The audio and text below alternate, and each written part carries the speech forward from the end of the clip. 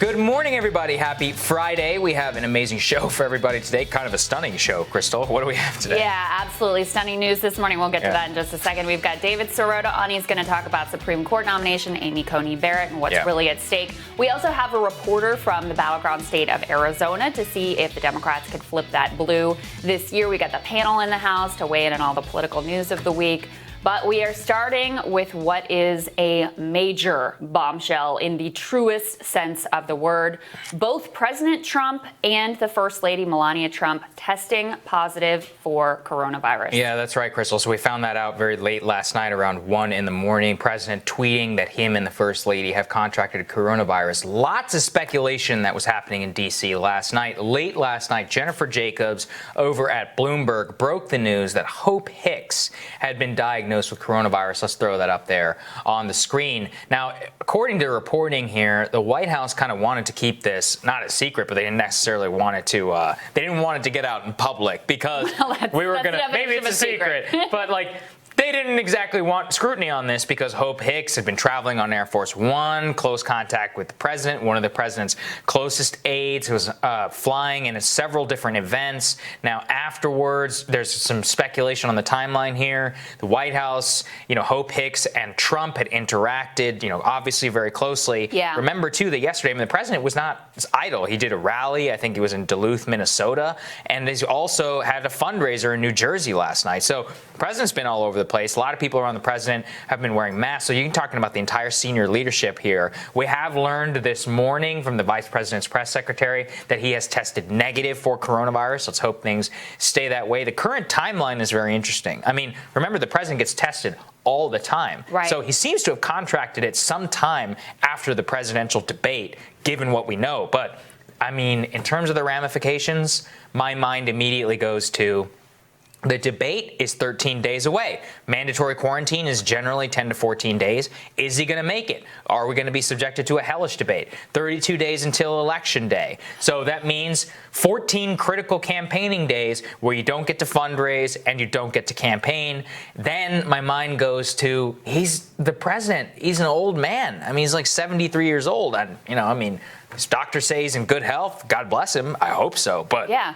No, it's not good.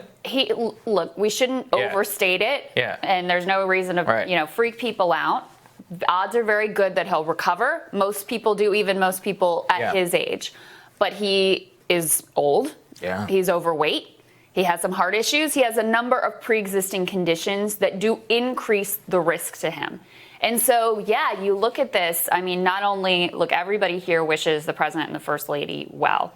But they've taken tremendous risk, and they put themselves at risk, they put the people around them at risk, and they have put the entire nation at risk because he is the president of the United States.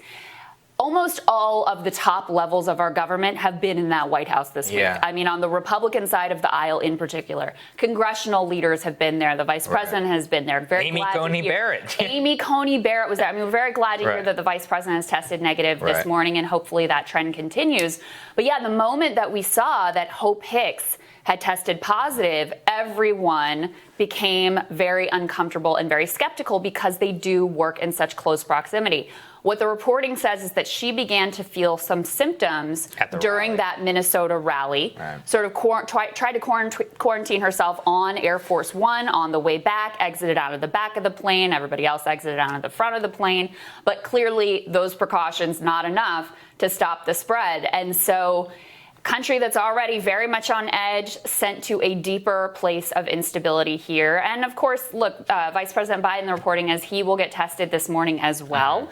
They were distanced on the stage, and based on the timeline, it seems like the president contracted this later in the week than the debate, but we don't really know that. So there is, of course, a risk for Vice President Biden as well. There's no way to know. And so this is some very interesting reporting from Jennifer Jacobs, is that yesterday Trump was feeling poorly. He seemed exhausted. They chalked it up to fatigue from the intense campaign schedule. I mean, look, sleeping 4 hours a night and campaigning and going over God knows where in America every single day is not good for your health. Very common for people on the campaign trail, even in the best of times, for people to feel terrible. People who are young and healthy. Yeah, no, I mean, go look at Obama, right? He aged like 15 years or whatever in the 1 year that he ran for president. But you can go and you can understand here that it seems to have contracted some time.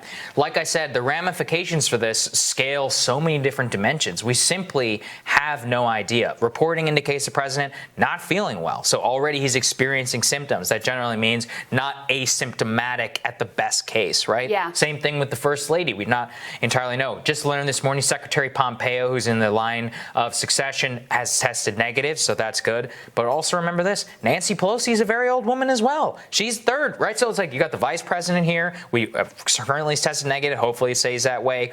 Very likely he's going to have to maintain some sort of quarantine schedule, given the fact that, now he's basically on standby.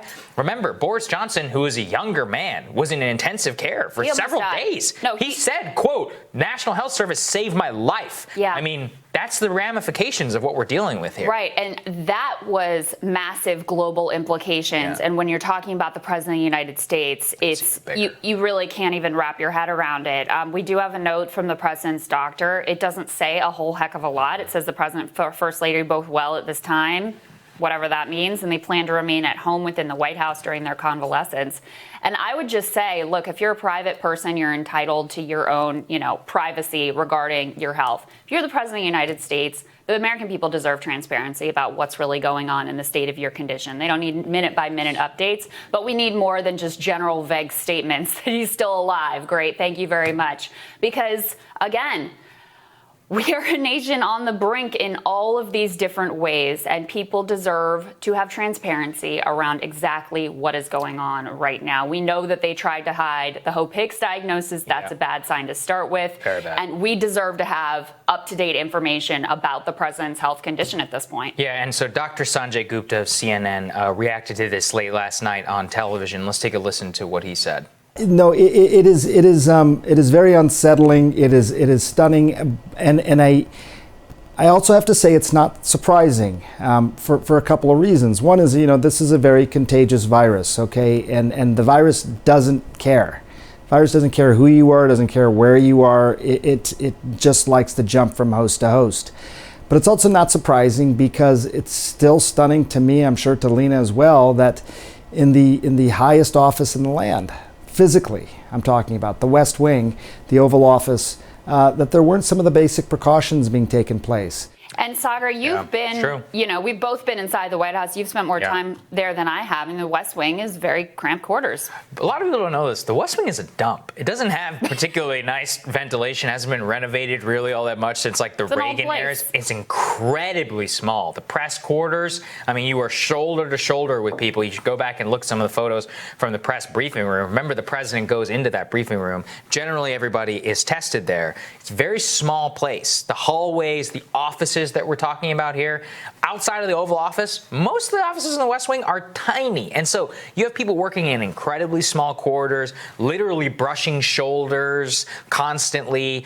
Not a lot of mask wearing going on in there. The president and his staff have said, everybody here gets tested all the time, so it's not particular of concern. We don't know how this happened. So the president last night was on Sean Hannity's show, was asked about Hope Hicks. He said that it likely came from the fact that Hope Hicks was I think she was like taking selfies and like celebrities or what. Oh my God. He was basically talking about how soldiers and law enforcement who protect him always want to go up and like hug like Hope Hicks or whatever.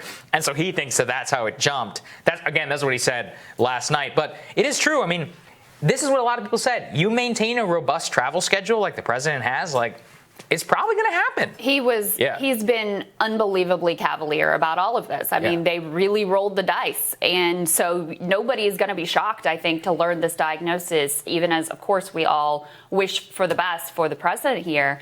But even yesterday, after the Hope Hicks diagnosis, it was before we learned about it, but after the Hope Hicks diagnosis, and he knows what close quarters he was in with Hope Hicks, he still travels to New Jersey for a fundraiser. Right. I mean, so even in his activities yesterday, you see how cavalier he's been about all of this. I mean, we all know, and this is part of what does make me mad, because you all have changed your lives to keep not only yourself sick, but this is about keep yourself safe, but keeping your friends and your family and your neighbors and your community safe as well. And the president has shown utter disregard for that. We all know that if you come into contact with someone who has coronavirus, you are supposed to quarantine. Yeah. Different than isolate, quarantine, right? But you are supposed to personally quarantine to stop the spread. And the president yesterday disregarded that and may have spread the infection even further. We don't know. But that sort of cavalier behavior is outrageous in anyone. But if it's a private citizen, look, we all live our lives and we try to balance these things as best we can. When you're the president of the United States, you're taking your health, the health of your advisors, and the health of the nation into your hands when you disregard basic common precautions. That's true. There's no way to talk about the story without having to think about his behavior over the last 7 months. The resistance to the mask. I mean, he mocked Biden for wearing a mask on the stage. Yeah. Like what? That was Tuesday? So who looks like the fool now? Yeah, no. I mean, and it's come back to bite him significantly. He's tested positive now for coronavirus, reportedly experiencing symptoms. His doc, well, look, we hope he makes a speedy recovery. But absolutely. I mean, in terms of what it means for the country, I can't even begin to wrap my head around it. There's so many different ways we could go. Nobody knew Boris Johnson was going to end up in intensive care. I mean, you could end up with a full-blown constitutional crisis if both people get it. I was reading something about this morning. So, look, we're going to keep our eyes peeled. I mean, this changes the debate, it changes the election, it changes his travel schedule. It really changes everything for us. And you know what? At this time, all we can say is we hope the president and his wife get better. Yeah, absolutely. And we're going to have more Rising for you after this.